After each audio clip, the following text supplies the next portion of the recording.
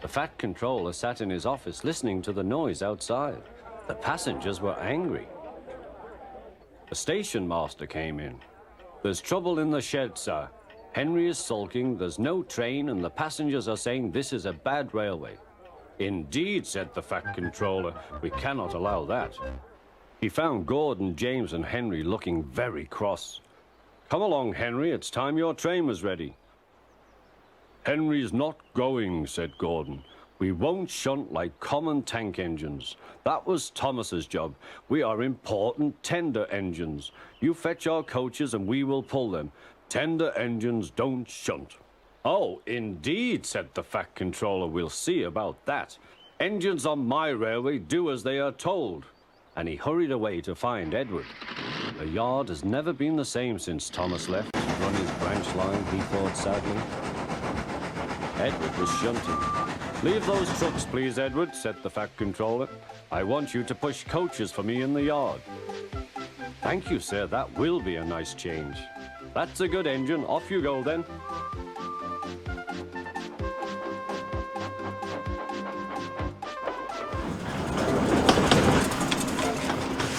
But next morning, Edward looked unhappy. Gordon came clanking past, hissing rudely. "Bless me," said the Fat Controller. "What a noise." "They all hiss me, sir," answered Edward. "They say tender engines don't shunt, and last night they said I have black wheels. I haven't, have I, sir?" "No, Edward, you have nice blue ones, and I'm proud of you. Tender engines do shunt, but all the same, we do need another tank engine here." He went to a workshop, and they showed him all sorts of engines.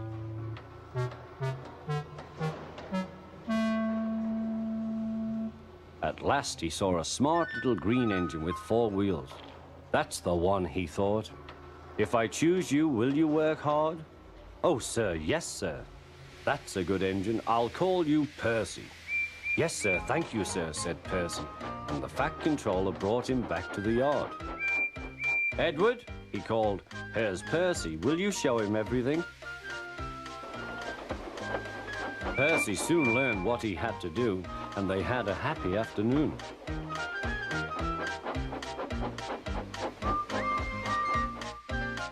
Then Henry came by, hissing as usual.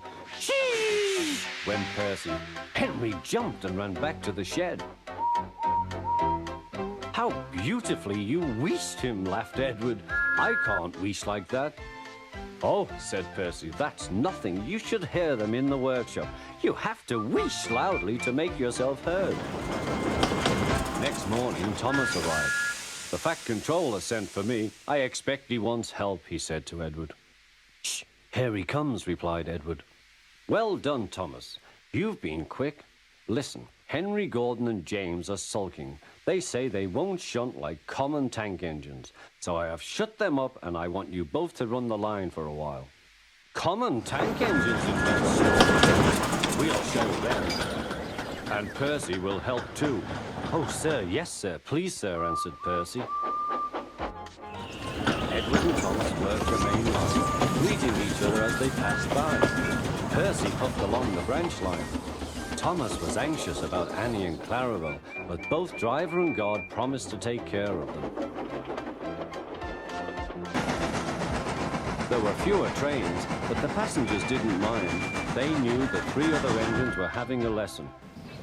Gordon, James, and Henry were cold, lonely, and miserable. They wished now they hadn't been so silly.